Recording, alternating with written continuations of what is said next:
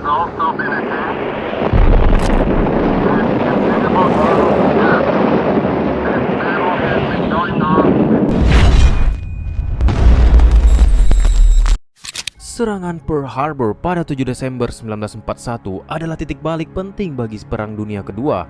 Peristiwa ini bukan hanya serangan mendadak terhadap pangkalan Angkatan Laut Amerika Serikat di Hawaii, tetapi juga memicu keterlibatan langsung Amerika Serikat dalam konflik global. Namun untuk memahami sepenuhnya dampak peristiwa ini, kita perlu menelusuri berbagai keputusan yang diambil sebelum dan sesudahnya, serta bagaimana serangan ini bisa terjadi tanpa peringatan yang memadai. Peristiwa ini mengubah jalannya sejarah tidak hanya dalam lingkup militer, tetapi juga dalam politik internasional, kebijakan domestik Amerika Serikat, serta dinamika perang di Pasifik. Dalam video ini, kita akan membahas secara rinci bagaimana serangan ini dipersiapkan, apa yang memicu Jepang untuk melakukannya, serta bagaimana Amerika Serikat merespon dan memanfaatkan sebagai katalis untuk masuk dalam Perang Dunia Kedua. And the Japanese Imperial General Headquarters to sign the instrument of surrender at the places indicated. Sebelum membahas serangan itu sendiri, penting untuk memahami latar belakang hubungan antara Jepang dan Amerika Serikat pada awal abad ke-20.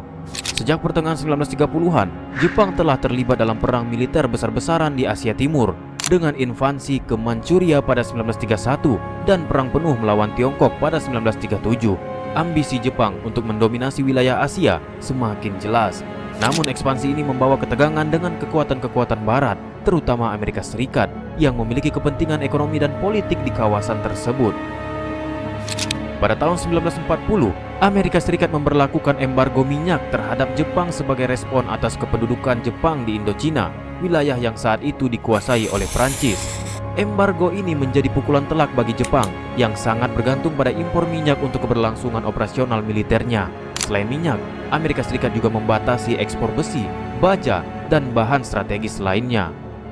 Dalam situasi ini, Jepang merasa bahwa mereka dihadapkan pada dua pilihan: menyerah pada tuntutan Amerika Serikat dan menghentikan ekspansinya, atau memperluas wilayah untuk mendapatkan sumber daya yang dibutuhkan, terutama di Asia Tenggara. Akhirnya, pilihan kedua dipilih oleh Jepang dengan keputusan untuk menyerang Amerika Serikat dan sekutunya sebagai langkah awal untuk menguasai sumber daya alam di wilayah tersebut.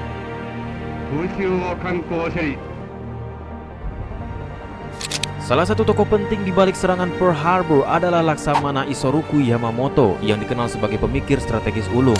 Yamamoto memahami bahwa Jepang tidak bisa menang dalam perang berkepanjangan melawan Amerika Serikat. Namun dia percaya bahwa Jepang bisa mendapatkan keuntungan awal yang signifikan dengan melancarkan serangan mendadak yang akan melumpuhkan armada Pasifik Amerika Serikat di Pearl Harbor. Rencana Yamamoto didasarkan pada serangan kilat yang dikenal sebagai tindakan preventif. Tujuan utamanya adalah menghancurkan kekuatan laut Amerika Serikat di Pasifik sehingga Jepang bisa bergerak bebas dalam menguasai wilayah yang kaya akan sumber daya di Asia Tenggara, terutama minyak di Hindia Belanda. Jepang percaya bahwa jika serangan mereka sukses, Amerika Serikat akan dipaksa untuk menandatangani perdamaian yang menguntungkan bagi Jepang, bukan masuk ke dalam perang skala penuh. Namun serangan ini juga penuh resiko. Yamamoto sadar bahwa jika serangan ini gagal, Jepang akan menghadapi musuh dengan kapasitas industri dan militer yang jauh lebih besar. Karena itu, serangan ini direncanakan dengan sangat hati-hati. Pada akhir November 1941, armada kapal induk Jepang yang terdiri dari 6 kapal induk dan hampir 400 pesawat tempur berangkat dari perairan Jepang dengan tujuan Pearl Harbor dengan harapan melaksanakan serangan mendadak yang sempurna.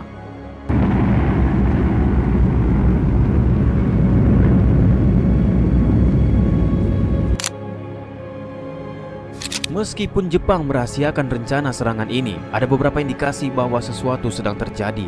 Amerika Serikat memiliki kemampuan untuk memecahkan kode komunikasi Jepang melalui program intelijen rahasia yang dikenal sebagai MAGIC. Melalui program ini, Amerika Serikat mampu mencegat dan menerjemahkan pesan-pesan diplomatik dan militer Jepang. Beberapa pesan mengindikasikan bahwa Jepang sedang merencanakan tindakan drastis, tetapi informasi ini tidak pernah secara eksplisit menunjukkan Pearl Harbor sebagai target utama. Selain itu, kesalahan manusia dan salah komunikasi turut berperan dalam kegagalan Amerika untuk merespon ancaman ini secara tepat waktu.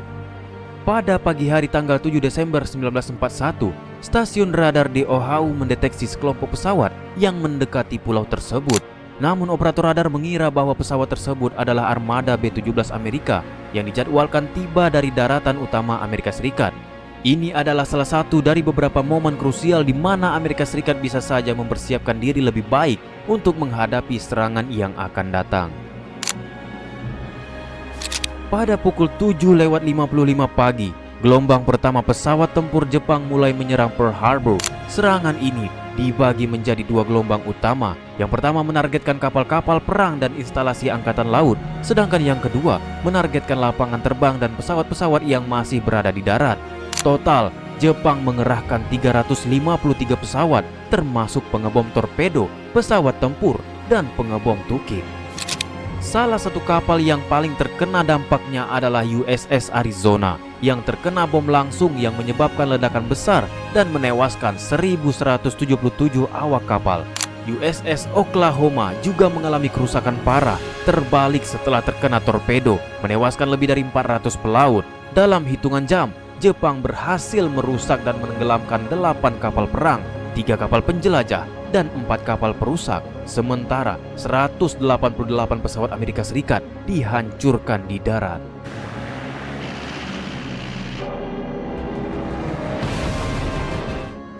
Keputusan taktis Jepang selama serangan Pearl Harbor memainkan peran krusial dalam hasil keseluruhan operasi.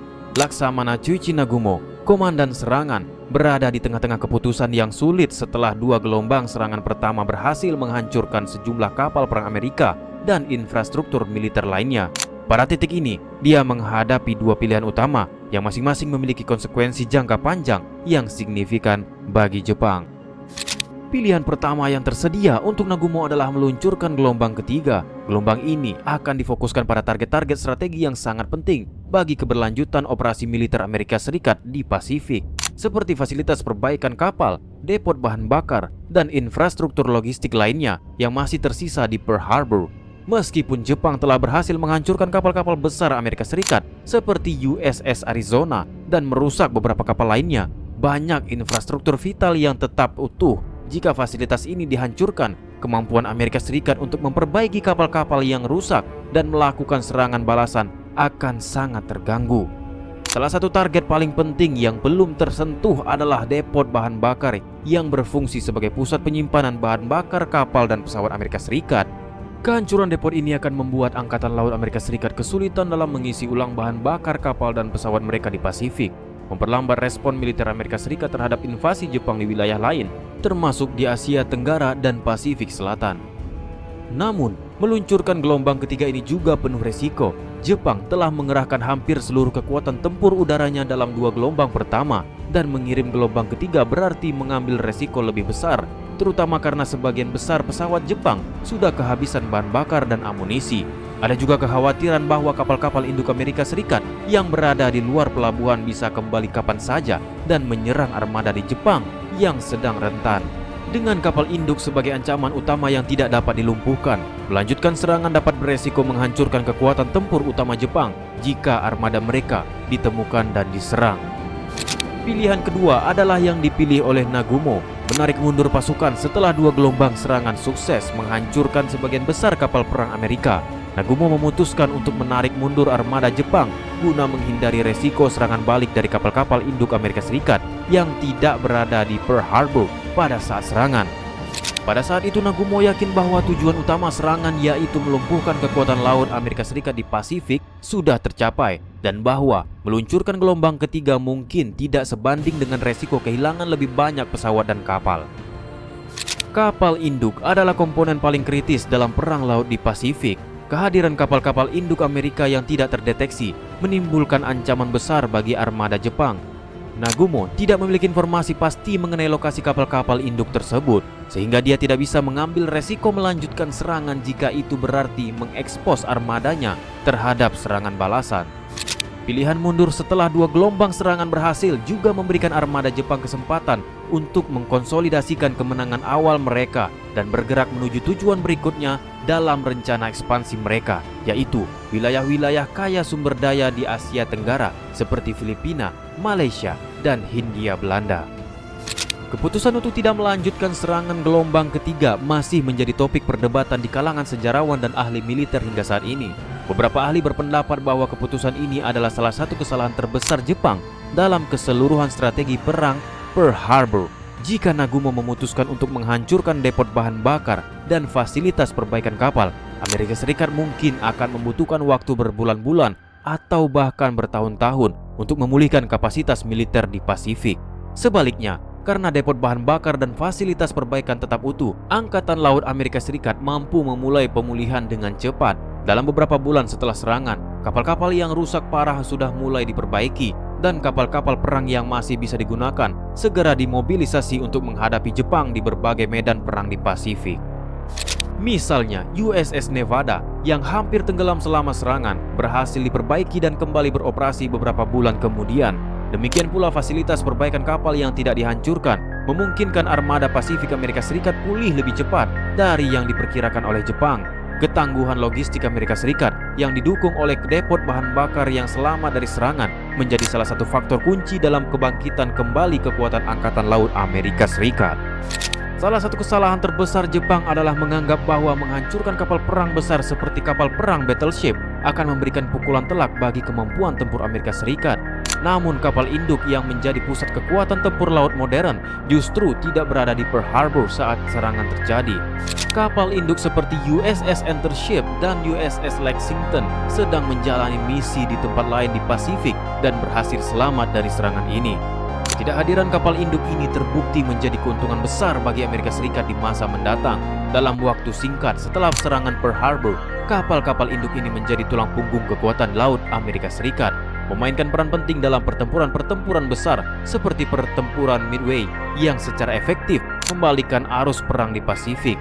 Jika kapal-kapal induk tersebut berada di Pearl Harbor dan hancur, kemungkinan besar Jepang akan mempertahankan keunggulan di Pasifik untuk jangka waktu yang lebih lama. Keputusan Nagumo untuk mundur dan tidak melanjutkan serangan ketiga memiliki dampak besar pada jalannya perang Pasifik. Meskipun serangan Pearl Harbor dianggap sukses dalam jangka pendek dengan menghancurkan sebagian besar kapal perang Amerika Serikat, keputusan ini memungkinkan Amerika Serikat untuk pulih dengan cepat dan melancarkan serangan balik yang menentukan di kemudian hari. Jepang yang awalnya berharap bahwa serangan Pearl Harbor akan memaksa Amerika Serikat untuk menandatangani perdamaian, justru menghadapi musuh yang lebih termotivasi dan marah. Seperti yang terlihat dalam pidato Presiden Franklin D. Roosevelt sehari setelah serangan, semangat patriotisme Amerika memuncak dengan rakyat Amerika bersatu mendukung keterlibatan penuh dalam perang. Will win through to absolute victory.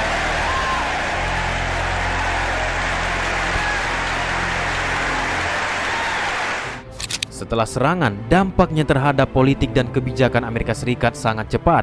Pada 8 Desember 1941, hanya sehari setelah serangan, Presiden Franklin D. Roosevelt menyampaikan pidatonya yang terkenal di depan Kongres, menyebutkan 7 Desember sebagai tanggal yang akan dikenang dalam kehinaan. Kongres kemudian dengan cepat mengesahkan deklarasi perang terhadap Jepang dengan dukungan hampir bulat. Beberapa hari kemudian, Jerman dan Italia yang merupakan sekutu Jepang dalam Fakta Tripartite juga menyatakan perang terhadap Amerika Serikat, sehingga Amerika Serikat secara resmi terlibat dalam Perang Dunia Kedua di dua front. Keputusan ini membawa perubahan besar dalam strategi militer Amerika Serikat. Sebelumnya, Amerika Serikat cenderung menahan diri dari keterlibatan langsung dalam perang, meskipun sudah memberikan dukungan material melalui program Lend-Lease kepada Inggris dan Uni Soviet. Namun, serangan Pearl Harbor memicu mobilisasi besar-besaran di dalam negeri, dengan pabrik-pabrik yang sebelumnya memproduksi barang-barang sipil beralih ke produksi senjata, pesawat, dan kapal perang. Secara strategis, perang Pearl Harbor terbukti sebagai langkah keliru bagi Jepang. Meskipun berhasil melumpuhkan sebagian besar armada kapal Pasifik Amerika Serikat, Jepang tidak mampu mempertahankan keunggulan ini dalam jangka panjang. Amerika Serikat dengan kapasitas industri yang jauh lebih besar segera memulihkan produksi massal kapal perang dan pesawat tempur baru. Salah satu momen kunci adalah pertempuran Midway pada bulan Juni 1942, di mana Angkatan Laut Amerika Serikat berhasil menghancurkan 4 kapal induk Jepang dan membalikkan arus perang di Pasifik. Salah satu alasan kegagalan Jepang adalah keyakinan mereka bahwa serangan Pearl Harbor akan membuat Amerika Serikat menyerah atau setidaknya menunda keterlibatan langsung dalam perang. Sebaliknya, serangan ini justru memicu semangat patriotisme dan kemarahan publik Amerika yang mendukung penuh upaya perang. Serangan terhadap Pearl Harbor tidak hanya menjadi titik balik dalam sejarah militer Amerika Serikat, tetapi juga dalam Perang Dunia Kedua secara keseluruhan. Keputusan-keputusan yang diambil sebelum dan sesudah serangan ini mempengaruhi strategi perang di kedua belah dunia. Selain itu, serangan ini menunjukkan betapa pentingnya kesiapan intelijen dan komunikasi yang efektif dalam menghadapi ancaman global. Sejarah selalu menyisakan pelajaran bagi kita. Dalam kasus Pearl Harbor, pelajaran terbesar adalah pentingnya kesiapan dan kewaspadaan dalam menghadapi ancaman yang mungkin tidak terduga.